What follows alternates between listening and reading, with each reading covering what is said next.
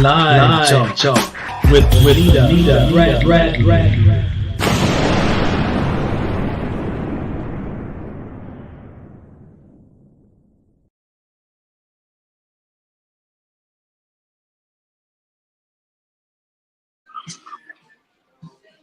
Everybody, welcome to Live Talk with Benita Bradley.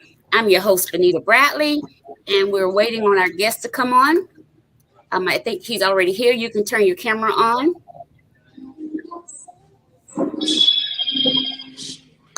Good evening. And we're waiting for Instagram to join us. My daughter is a technician, so she's getting Instagram on the line.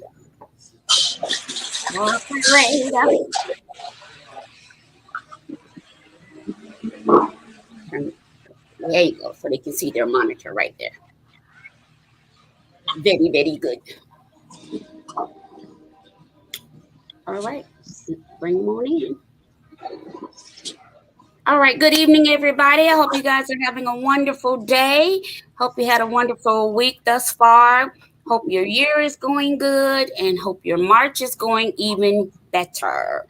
So, we are having March Madness. So let me explain. When I planned this, I was not aware that it was National Women's Holiday or whatever. Charge it to my head, not my heart, okay?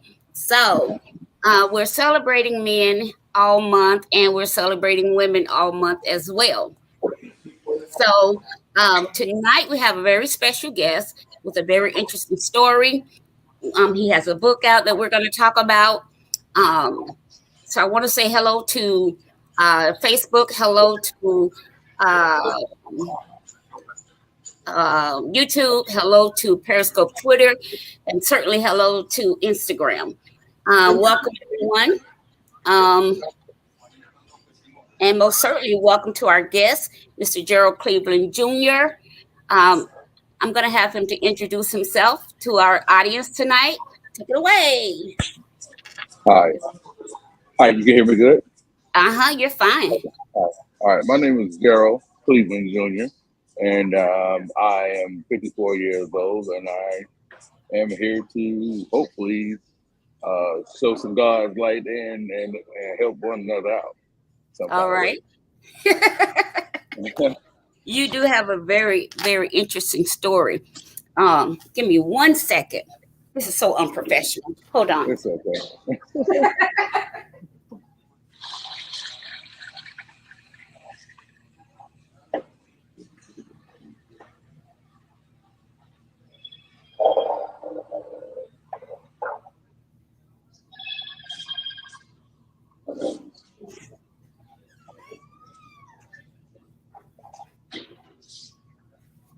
Okay, I'm back. I left my notes from our interview, so I had to grab my notes.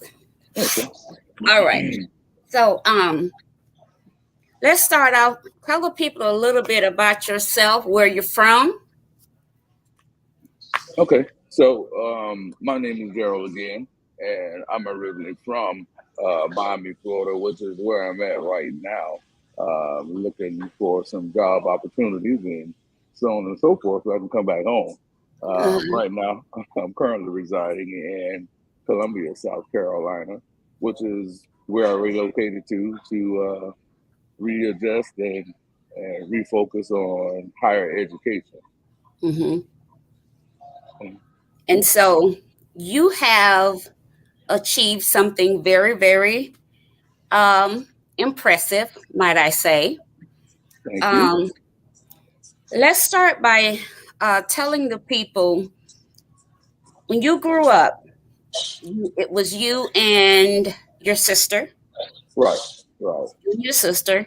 Um, tell us a little bit about your time with your sister.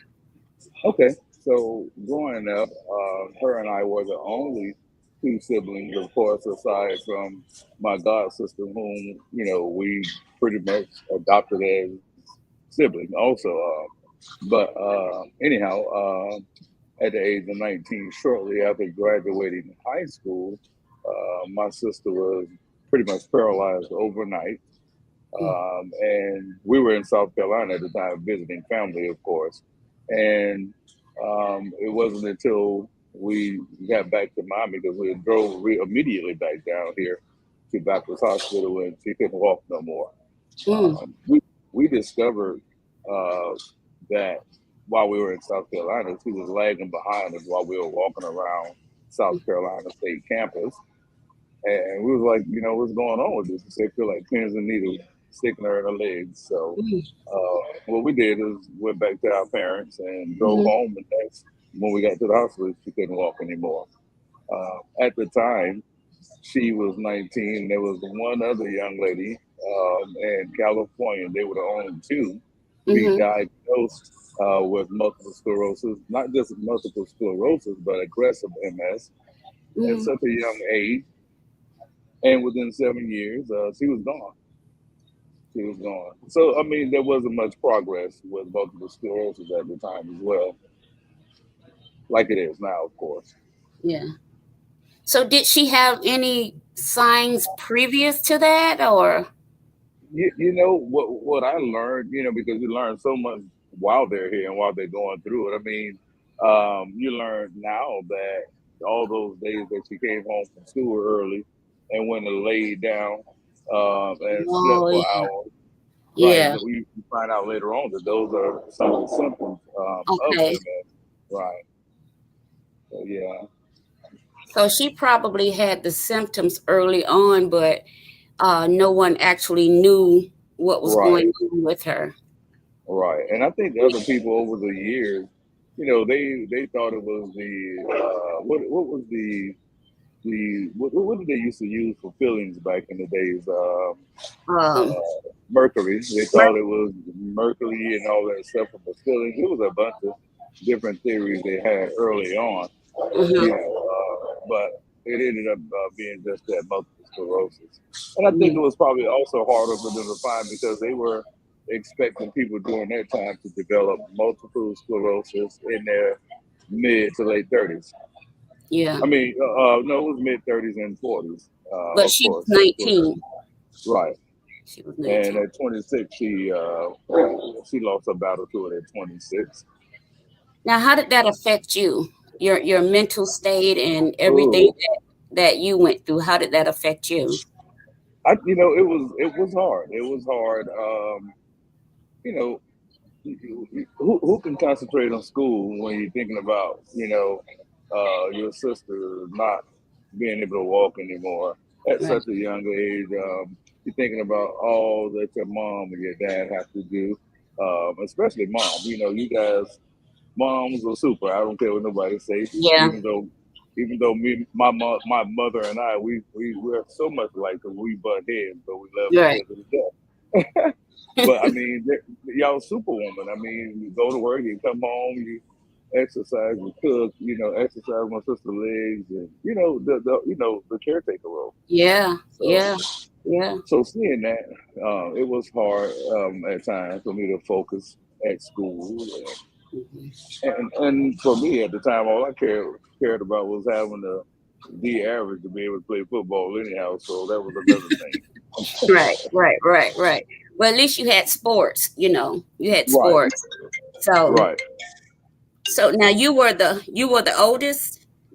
No, she was She 2 years was old. older than I. Okay, Right, but it was only the two of you. right. Okay, so Hmm. then after that, you became basically an only child.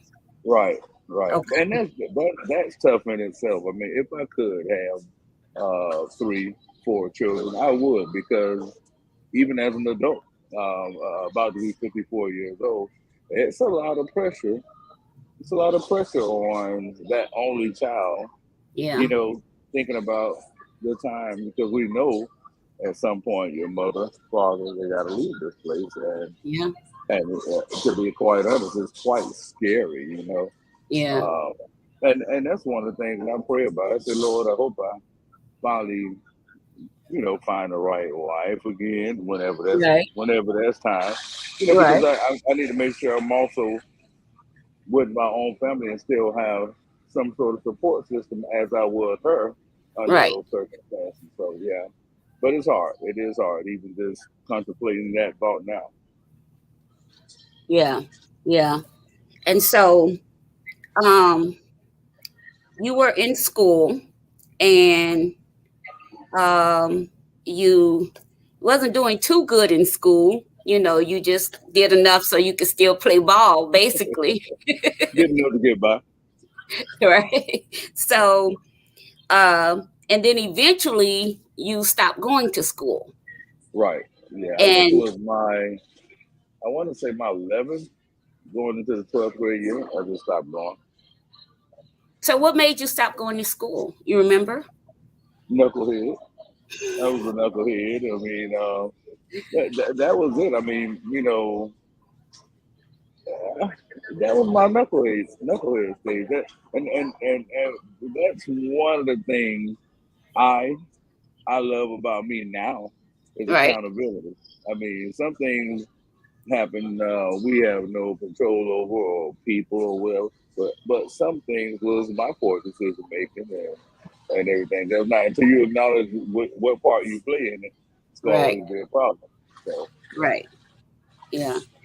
Okay. So you dropped out of school, and then, um,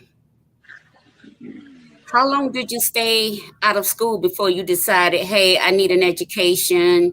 What led you to go back to school? What a few happened? things. A few things. I dropped out in 87, 88, and I think I went back, I believe, in 92, Okay. after my mom got her GED 47 years later. And also, I was working on a job Wait a minute. Go back. Go where, back. Go back, okay, Jerrell. I'm You sorry, said after your mom did what now? got her GED. After she got Okay. her GED 40 years later because she needed it for a promotion on the job, I was like, Okay. hey, now if mama could do this at 40 years later, then Yeah. so can I.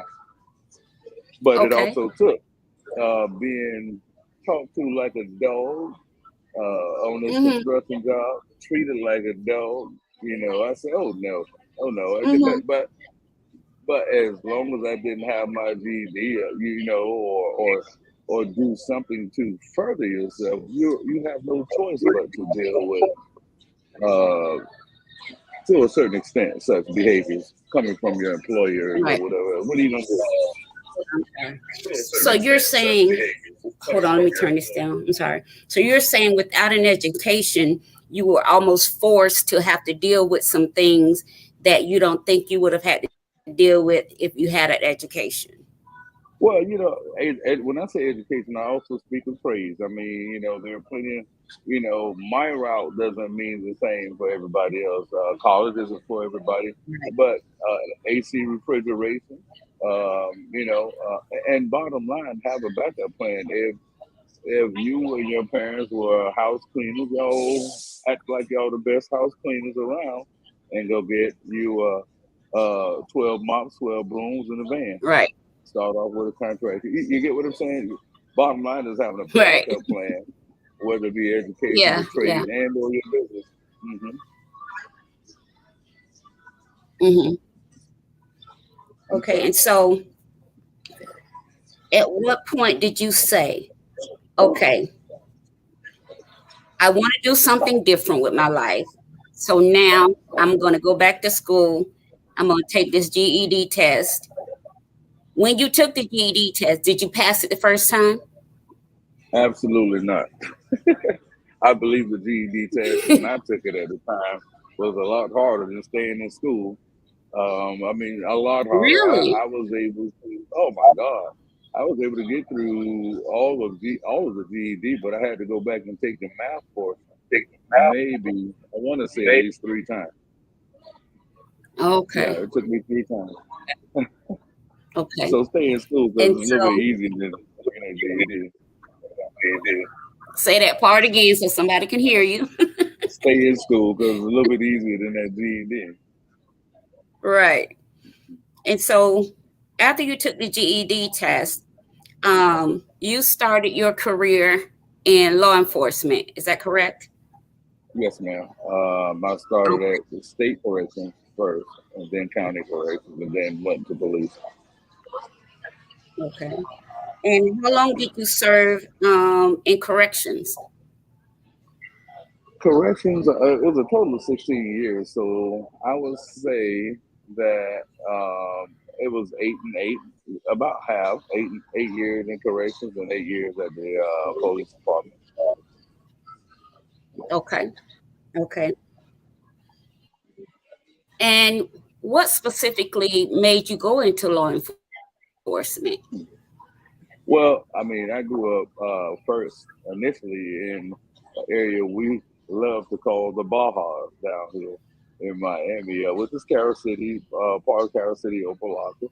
And I grew up seeing a lot of police chase or things that I know was wrong without an education, without being a cop and everything else. And so we can't help anything on the outside looking in. I didn't want to be one of those guys that say, "Oh, I hate cops. Or I don't like cops, so I'm not going to become a cop." Well, that's crazy. I mean, just like the former clans of the world when they were sued by that lady and had to pay all that money, give up their property. What they did, they took their robes off. They took their robes off and they Mm-hmm. changed them for judicial robes. They changed them for white coats. They exchanged them. So, we Mm-hmm. have to be of that same mindset, get in and help, not just help us, but help people as a whole with, making some change, effective change in this world. But home first and then our community. Mm-hmm. Yeah. Yeah. Charity starts at home and then it spreads itself Right, abroad. Yeah. right. So what did you go into law enforcement in Miami? Yes, that's what I did. That's where I did all my time at here in Miami. I started off, Okay. yeah, right here. Okay. Now, I'm going to ask you a very tough question. Ooh, At that time, did you face any racism inside of law enforcement?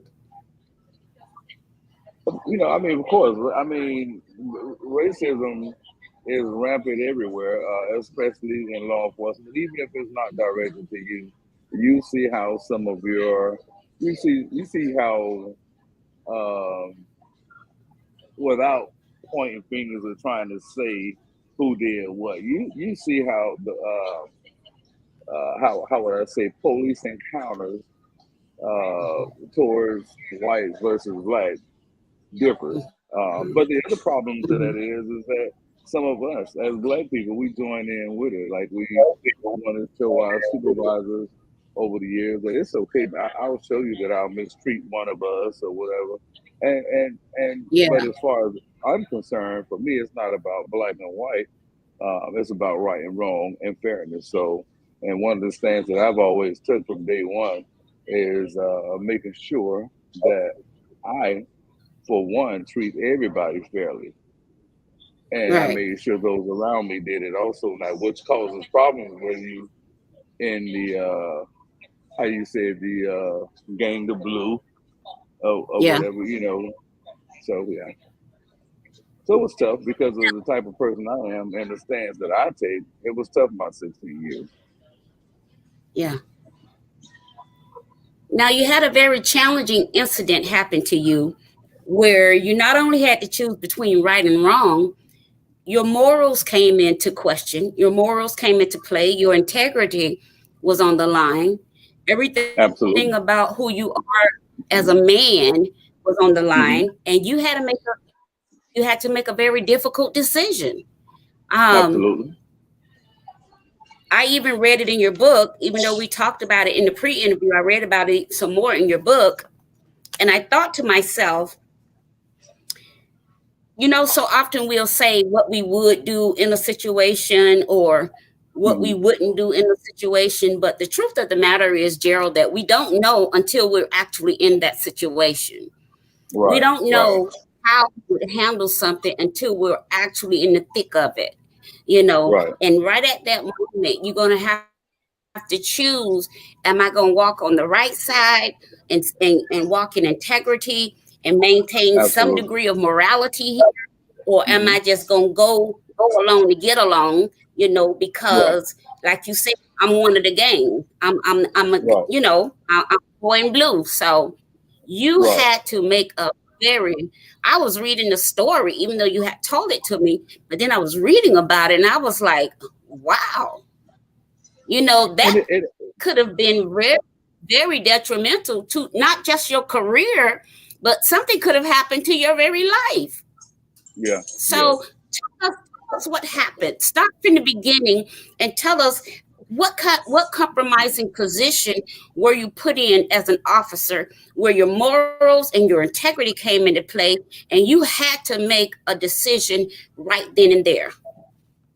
So, without naming the department that I was Mhm. at, so I don't have to go through no legal smeagol Right. or whatever. And to be and it's a good thing because it doesn't just start with that department. So, and I'll give you some examples before I get too far into it. Let's talk about the Weed and Seed grant, and that and all the different grants that the Justice Department gives a lot of these police agencies to take care of criminal justice issues in their community, and so on and so forth. Um, so it started before the initial event that I spoke to you about and that I wrote about in the book because let's just say a roll call when you go in every day, they go over what's going on in the community, blah, blah, blah. They cannot give written quotas. But what they do is they masquerade it by using productivity. We got to do a log Mm. sheet every day. So they're counting to see how many arrests you made, Mhm. how many tickets you wrote. I'm one of those officers that if Mhm. we got 12 burglaries in a neighborhood, I'm not going to sit on main highway US 1 to write tickets when I got 12 burglaries in my neighborhood. I'm going to Right. patrol my neighborhood, right? So that became a problem. Right. So, they might say to you in roll call, well, Gerald, you only have 3 tickets and or 8 tickets and 4 arrests. Well, I would say, hey, I got 4 good arrests, not foolish arrests. Somebody sitting on a milk crate. Mine was always maybe robbery or something significant, something that's going, have an impact on what's going on in the community. So I would say to them, how many do you want? and that will anger them. And then, like with the weed and seed, so what that means is also a roll call. They might say, "Hey, let's go do Zone 3 sweep." If you look at every city, every community, most of them, when you look at Zone 3, if you do enough research, most of them Zone 3 is the projects or a poor community or whatever.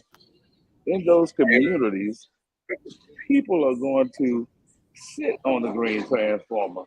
People are going to walk in the middle of the street. You know, it's certain things that just happen in the projects and poor Okay. communities. I mean, doesn't devalue them or make them less people will allow you to treat them. So what I would do also sometimes when they talk about doing Zone 3 sweeps prior to getting fully into the shifts, I would say things like, well, let's go over by the shops at Sunset. You know, I would challenge them to go to a more prominent community and try doing some of the things that we were doing. Now, the reason for that is I have no problem with us going after people who we've done surveillance with, and so on and so forth. And, you know, hey, we got them dead to right. But I do have a problem with us going and jumping out on any and everybody, sitting on the transformer, walking. You know what I mean? To me, that's harassment. Yeah. And it would anger me as a citizen. Right. I know how I would want to respond as a citizen. You know, Right. and so now the main event. I'll take a breath, and then we'll talk about that main event that you're talking about in the book. But I brought that up previously so that you'll see the context of why they're already angry at me. Who does he think he is? Right. Type thing, right? Right. So to Right. lead up to that story into the book and what you and I talked about, I was dispatched to a strong arm robbery in which a stupid drug dealer called and said, "Hey, I was pistol whipped and my drugs were taken or whatever." And he stayed on the phone and he gave the best description and direction in what the suspect was going in. Me personally, I have to, because I'm the officer dispatch, I have to find that person, take his report, because without a victim, we don't have a crime.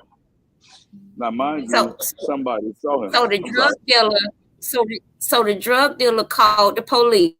Yes, ma'am. To report that somebody robbed him with a gun and took his drugs. Right. Okay. Yeah, I mean that you know, it's a million funny stories in law enforcement, but that was the most funniest one at the time. Right. But yeah, so I mean, you know, we have obligation to show good faith and try to find that person. Because what he did is he hung up the phone, and he was like, "Oh, he must have thought about, hey man, I just admitted to having drugs." Hung up the phone and got missing. Mind you, someone saw the alleged suspect getting on the train. It only had a few more stops, so you have probably three different departments, or maybe four, including mine, chasing that train to his last couple of stops. And that person, he ended up getting off the train at the next couple of stops. Later, from what I understand, I heard I wasn't there, of course, because I'm looking for my victim. But from what I understand, the guy was already laid out on the ground. And let me step back a little bit. What I did is every couple of minutes I would get on the radio and I would say, I almost gave the department name, but I gave my unit number and in reference to the robbery. Right. And the dispatcher would say, "Houston," and I would be like, "Well, be advised, we do not have a victim." I repeat, we do not have a victim. And I would do that like every couple of minutes.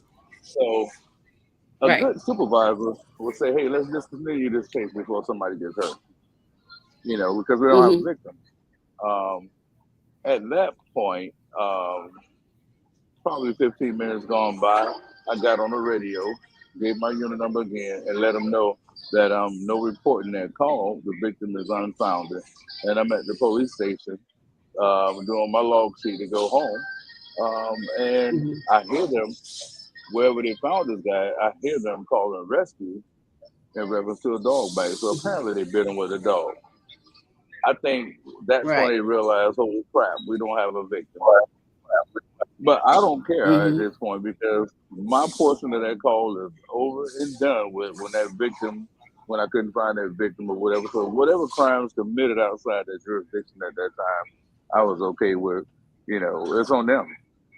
But anyhow, they Okay. still brought him back to our station. One of the officers uh, walked through the back door. I see the guy's leg all bandaged up, and while I'm doing my paperwork in the roll call room, he throws a bag of alleged marijuana and cocaine on the desk. And I said, man, Mm-hmm. I ain't said nothing. I didn't say anything nice. I said, man, if you don't get this, from in front of me, we about to have a problem. Well, Sarge told me to tell you to write it. Right. I said, let me tell you one more time. You got about 2 seconds to come get this from in front of me, or we about to have a problem. And he did, put the guy in the cell. Mm-hmm.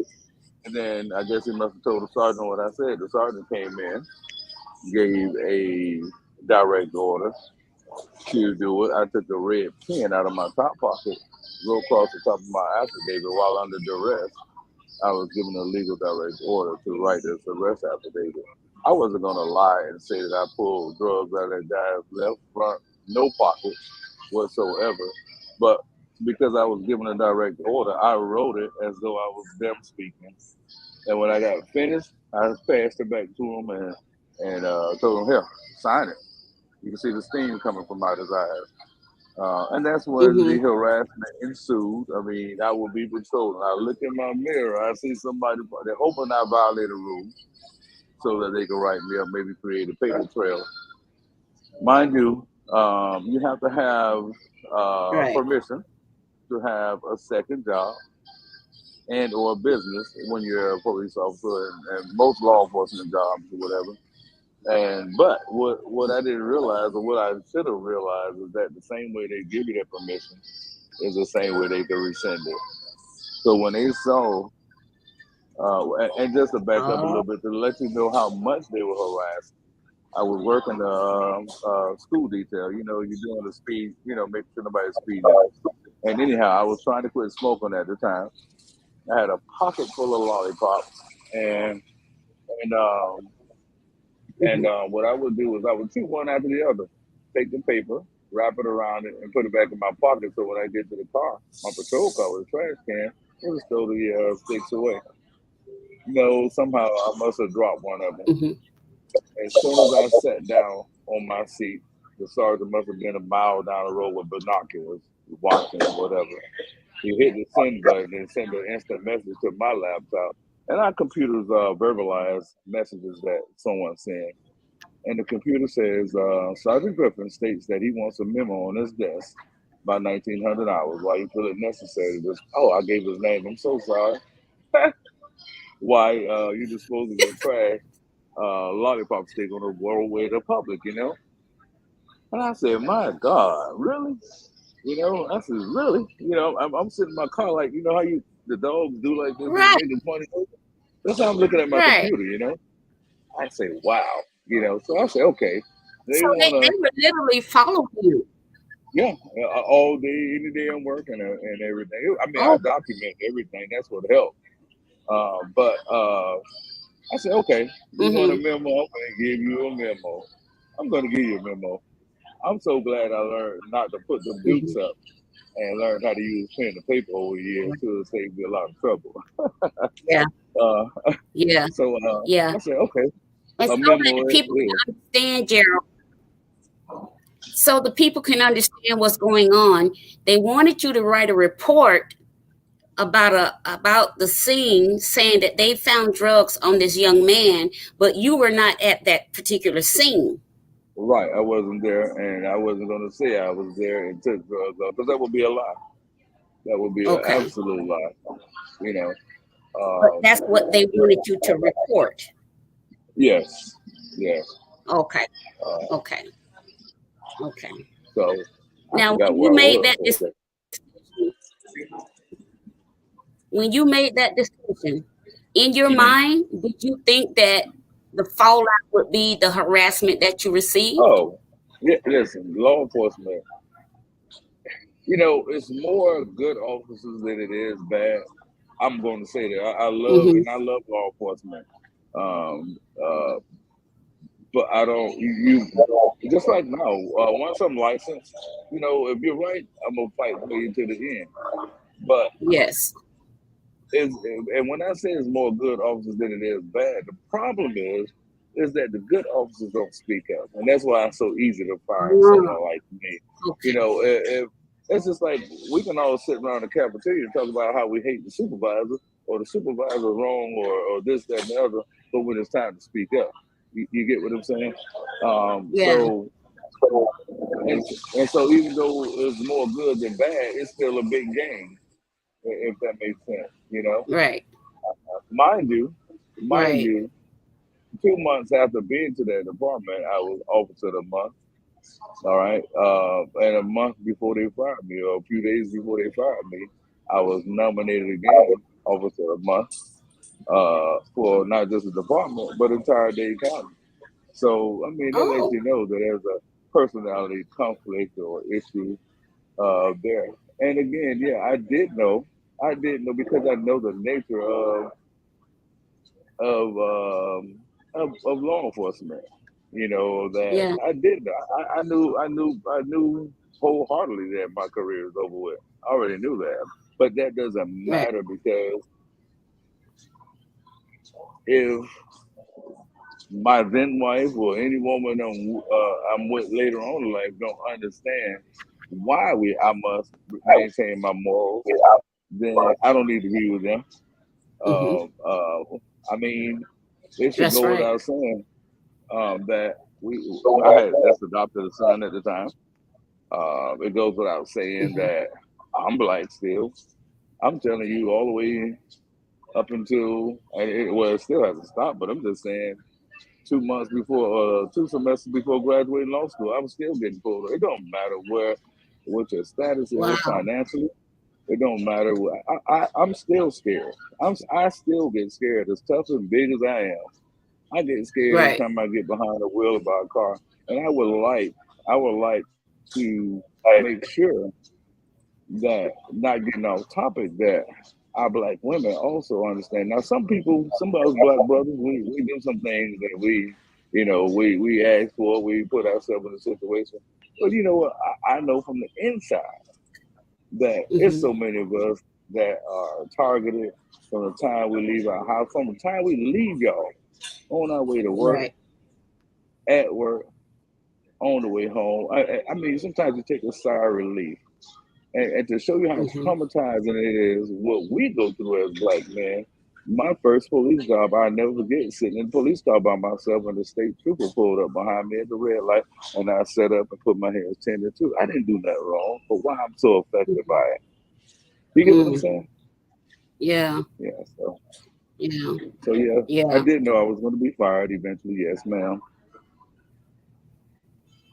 But at least you were able to maintain your integrity and maintain Absolutely, your sense of morality. You know what I mean? absolutely, absolutely. And so after that, you decided to go to law school. And Well, yeah, college first, and then law and school. I had nothing but that GED when I left there. and you finished. And congratulations Thank you so on much. getting your Juris Doctor degree. Thank Um, you. how difficult was that? Whoa, you talking about this knucklehead who didn't do right while he was in school, and I just wanted B so I could play football. Right. You talking about this dude who struggled with getting past math on the GED, uh, and then what? 25, 30 years later, hit in the head, hit right across the head, like boom, no job, no backup plan, no nothing. You gonna have to do something drastic. Undergrad wasn't that bad. I was so when I got my first ace, I refused to get Hmm. anything less than that. Afterwards, it felt so good. Boy, you did Hmm. some work, because I ain't do no work when I didn't want to in school, but it felt so good.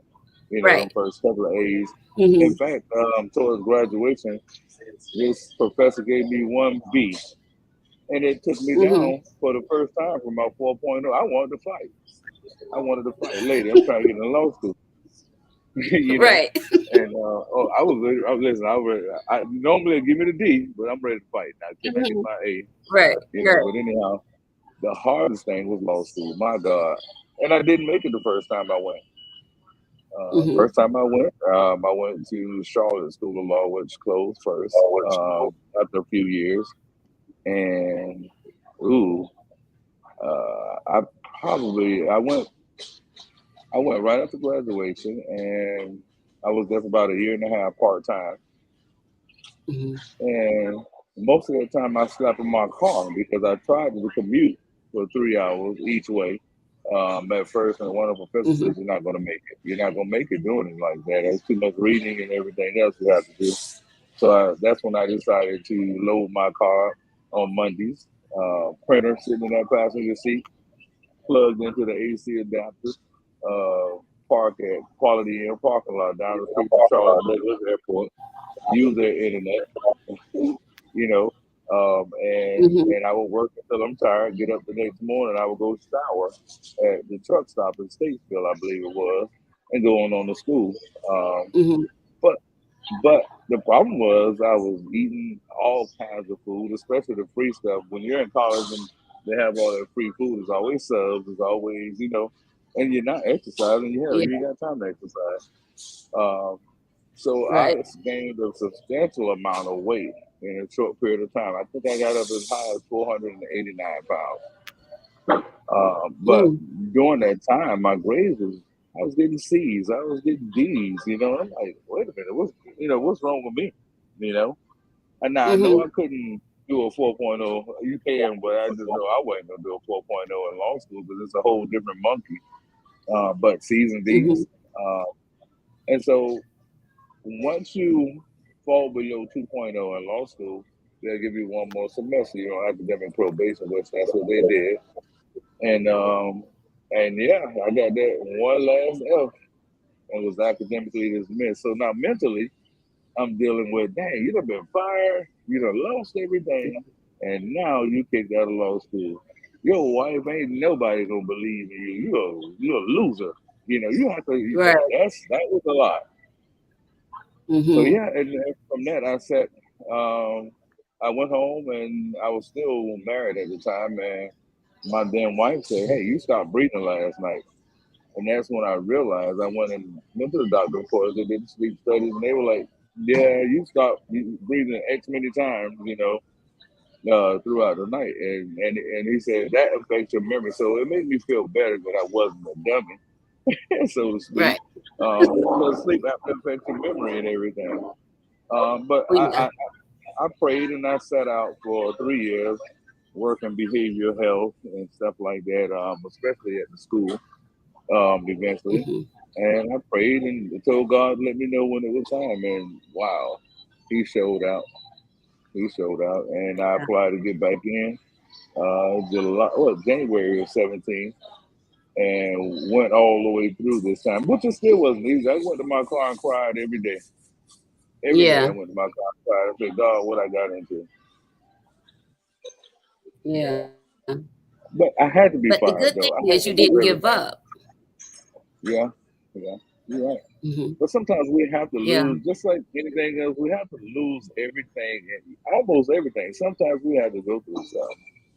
You know, I think the most difficult part. Yeah. I'll say this before I let you go on. Even looking at it from a dating perspective now, I run into so many women, of course, especially my age, and they're like, "Well, I ain't trying to meet nobody or be with nobody or marry nobody who had to start all over or whatever." And kudos for me. I don't ignore red flags no more because Right. my thing is, I think if a woman should say, "Hey, wait a minute now, this dude got fired, lost everything. Uh, he went to college, got his college degree, went to law school, didn't make it, went back and got it." That's the kind of man I want. So, and if a Right. woman don't find that exciting, then see that, hey, I ain't got no quitter. You know what I'm saying? Right. I'm gonna be happily Yeah. all by myself until I find the right one. And I hope it's before I Right. pass this bar, because it's easy for I'm anybody sure. to wait on me. oh, my man's a lawyer. No, that's too easy. Don't Right. come around when all the work is done. But anyhow, that's a whole Right. another topic for another show. Don't worry. I got something coming up for everybody in our age group. Um, Okay. so let's talk a little bit. Let's see how much time we got. We got about 15 more minutes. Uh-huh. Let's talk about the book. Um, Everything that you went through. Um, you can see I've marked my book up. I wrote all in my book. Um, what made you decide to put all of that in this book? So, and as you can see, it's not, I didn't have money to pay editors.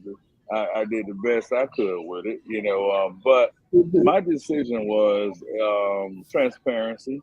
My decision was also not just for my at-risk youth, but Mhm. also for my complacent adults, which I was.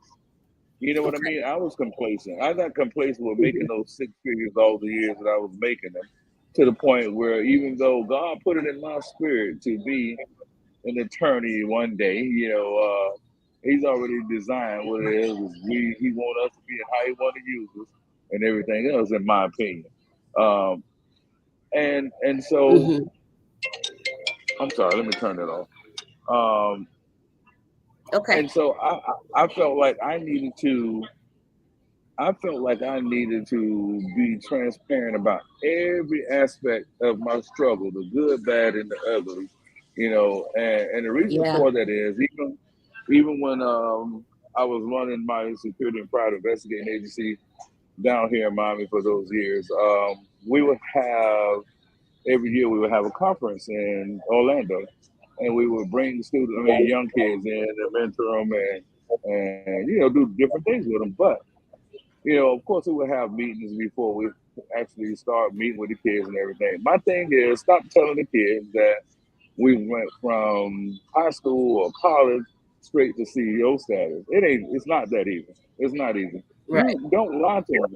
Don't lie to kids. Don't lie to adults about how hard nothing is, or don't lie and tell them it's easy.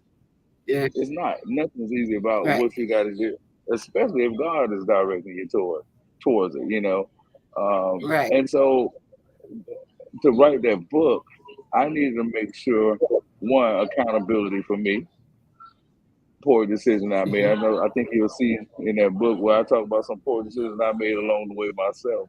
But Yeah. those I could have helped. The other stuff that Mhm. happened was not beyond me. But how much more did I contribute to the problem myself? You understand where I'm coming from? And Right. I just Right. felt like it was important to, and also I want people to know. I meet kids now all the time. Sometimes adults that says, "Man, I always say, hey, what do you want to be? What you doing? You got your diploma? You got?" I question people, especially kids, and I meet some who want to be medical doctors.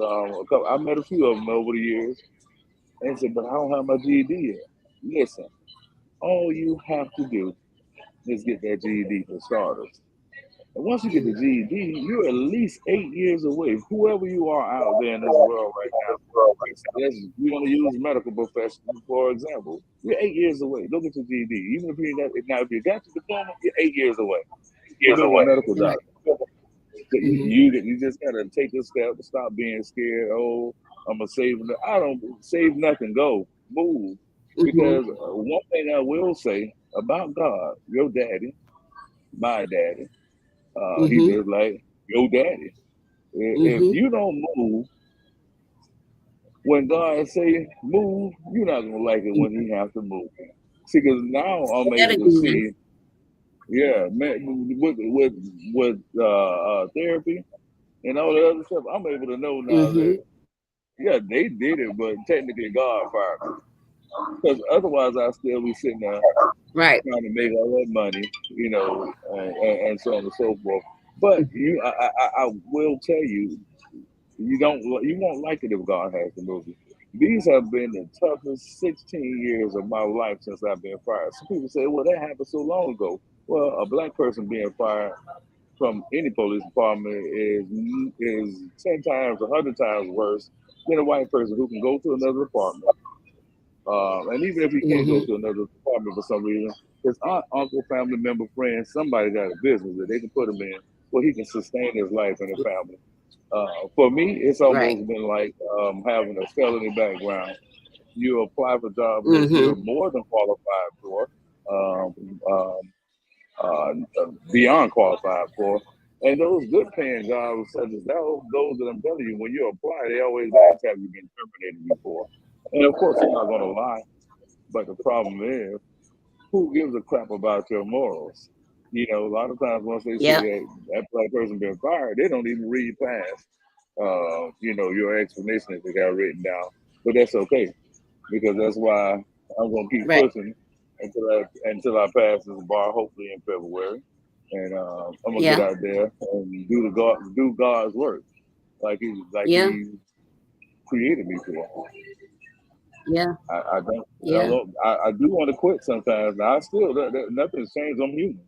I still want to quit some days when it comes to studying Right. and preparing and trying to come up with this money to take these Yep. bar exams and stuff again. I mean, it's not easy. But here we are. But you got to put yourself in a Yeah. place that you're able to. See, I can take it 100 times if I want to now because I did the work.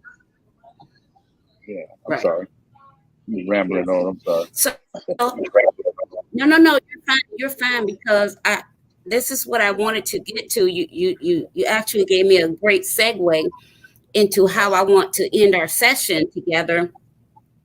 I want you to talk to men, particularly black men, about not being ashamed to seek therapy, to seek mental health counseling, um, Oh my God. because it's so important, so important. It is. So It is. And when I talk to the men in the barber shop, even where I'm at now, you know, there's people from all walks of life, and you get some of the ones that, oh, I'm a G. No, I said, man, you're not a G till you learn how to play the game. Number one, and then you got men that mhm, say, I'm a man. It is more entailed to being a man than just mhm, saying I'm a man. A man has to be accountable. A man has to be able to say, I need help. mhm, All that. And you have to be vulnerable. The heck with what mhm. society designed or our parents, because they didn't know no better either. There's nothing wrong. A man will ask for help when he needs it. Right.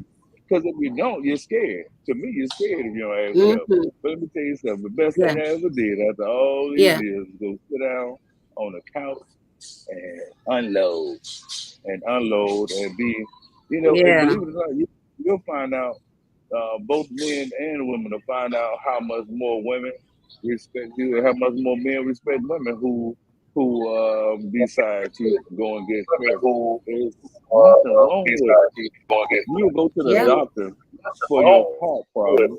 You'll go to the doctor for a headache, but you won't go to the doctor.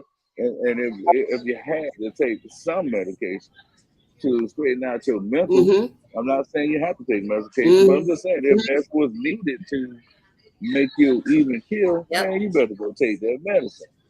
And I wear a Right. badge on myself. I don't care what nobody say.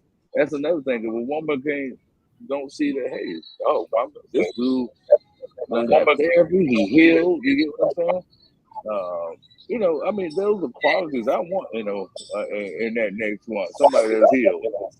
you know. And so I'm just gonna say Exactly. it one more time, man. Ain't nothing wrong with getting some therapy. Ain't nothing wrong with crying either.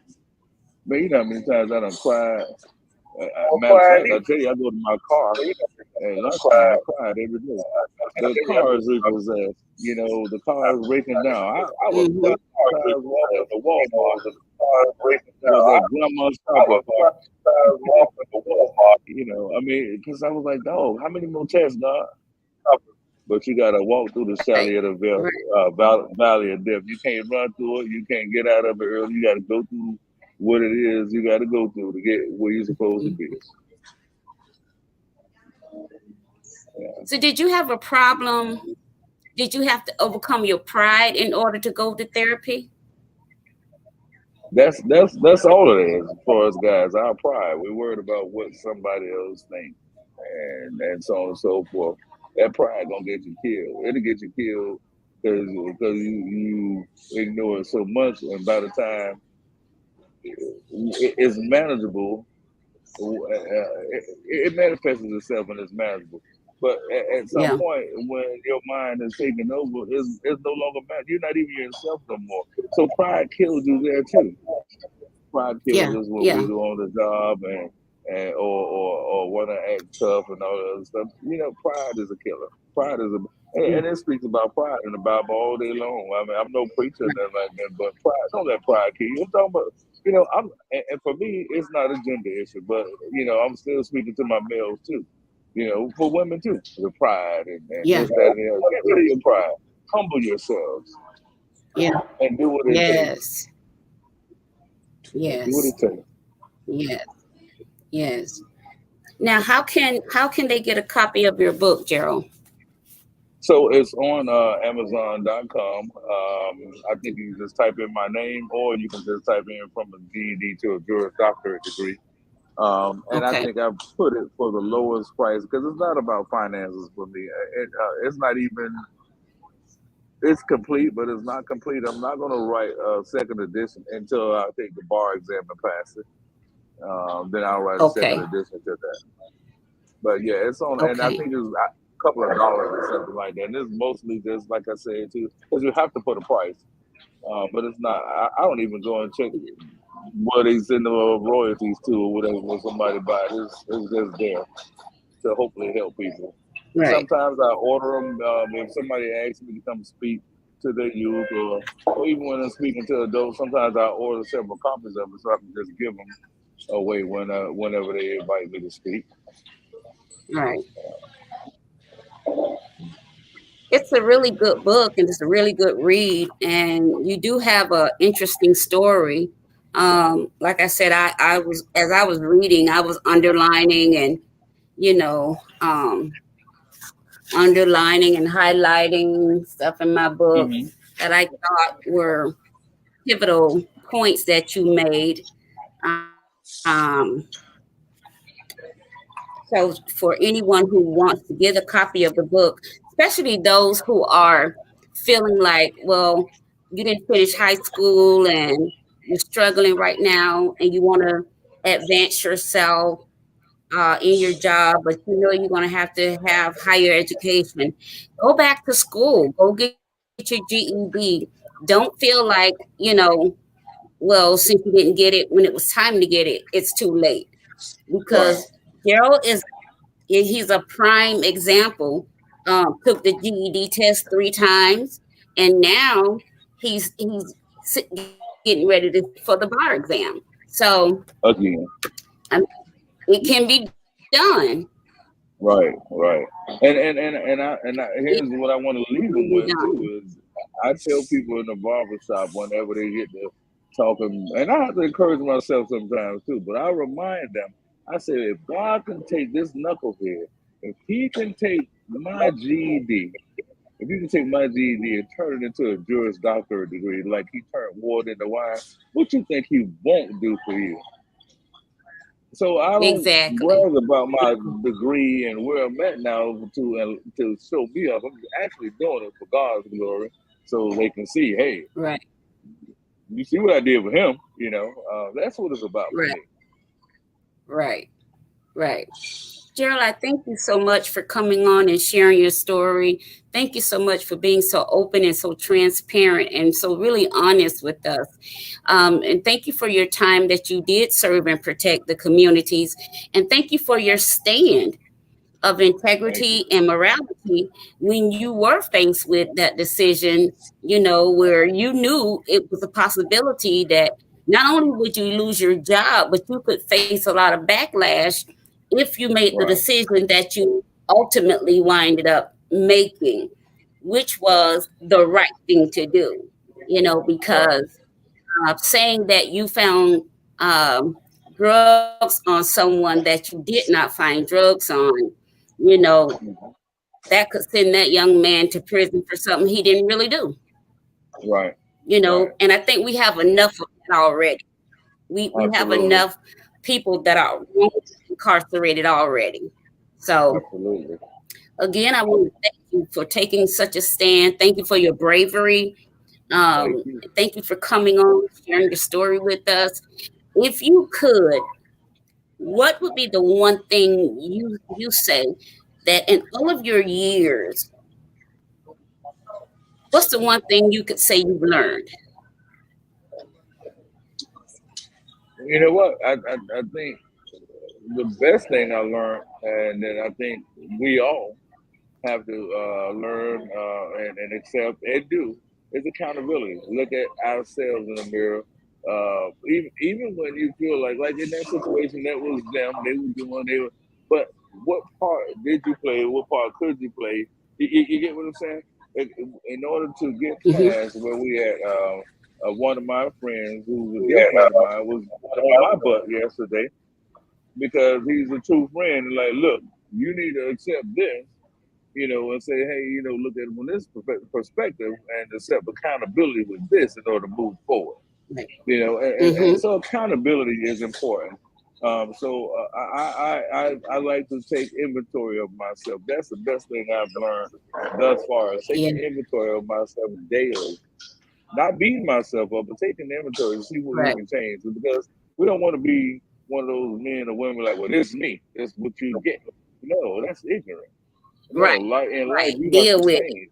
Yeah. Right, yeah. In Yeah. life you got to change. You got to adjust. And no, just because it's you doesn't mean your husband, wife, fiance, none of that has to accept that. Nobody has to accept your Right. ugly ways because that's what you're used to being.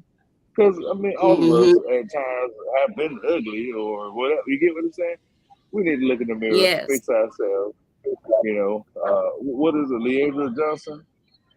What's the name of that song Yes. Leandra Johnson said? Yeah, The I can't think of the I know name what of you're it now. talking about.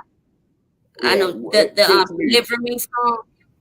That's right, Yeah, deliver Deliver me Me. because I'm Yeah. the problem. Yeah, That's yeah, right. yeah. Yeah. Yeah. Yeah. Well, Gerald, thank you so much. It's been such a pleasure having you on. Thank you.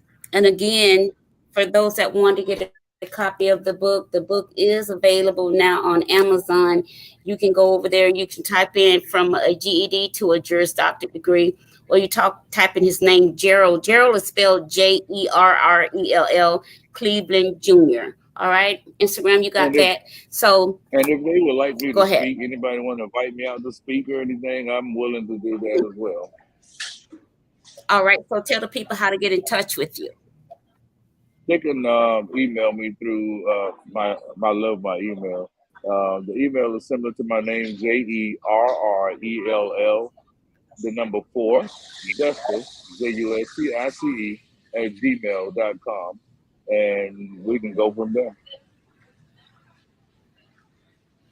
All right. Gerald for Instagram, Justice. what he's saying is anyone wants to invite him to speak. It's Jerrell, Jerrell, the number four, Justice, Justice, at gmail.com. That is how you get in touch with him if you want him to come speak to your youth or to your adults. Um, I imagine at your church or at your whatever. He's available. Make sure you email him. And what is your social media handle? Is your name Uh, also? no, that's a whole different story. I'm very vocal about social injustice, and I had to rearrange my name, because Facebook racist too. So I'll give it to you guys. Uh, Right. on, on here on Facebook is Gerrell. And my last name is a combination of my mother's maiden name and my current last name. So it'll be Gaines, Gaines, and capitalized Cleveland, all one word, Gaines Cleveland, Gerald Gaines Cleveland. I just changed the first letter of my first name. Right. In fact, I Right. don't know if you can see it. Uh, there it is right there. Okay, make sure you when you try to follow him, make sure you see a picture of him right there. And that's how you'll know you have the right person. Okay. If you're gonna look for him on social media, it's Jerrell with the G, Gerrell Gaines Cleveland is how he is listed on social media. Okay. All right, Jerrell, thank you so much. I look forward to talking with you again very, very soon. And listen, we're Okay. going to be praying and sending you good vibes as you prepare to take the bar.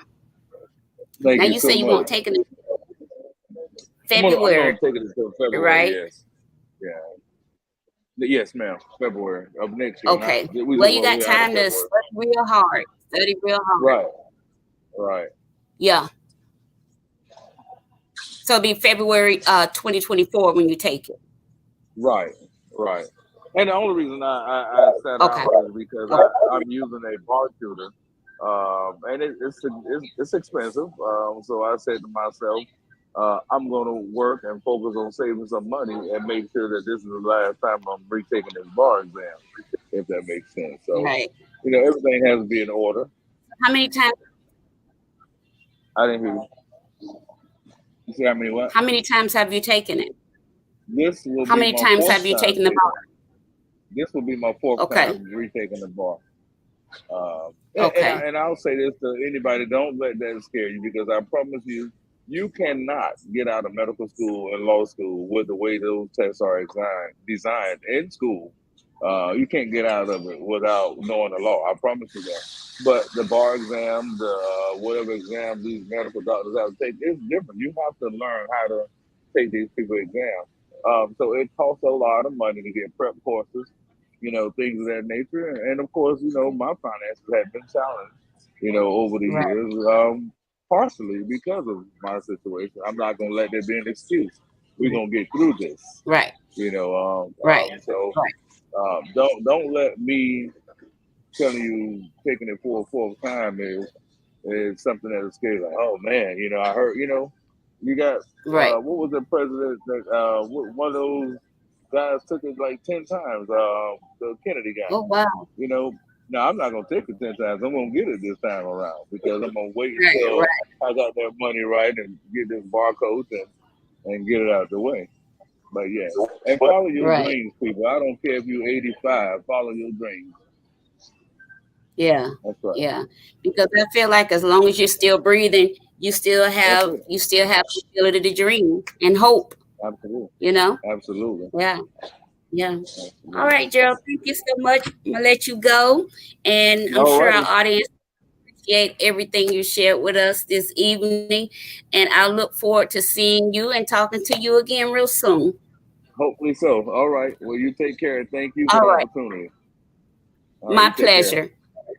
You Bye too. bye. Bye-bye.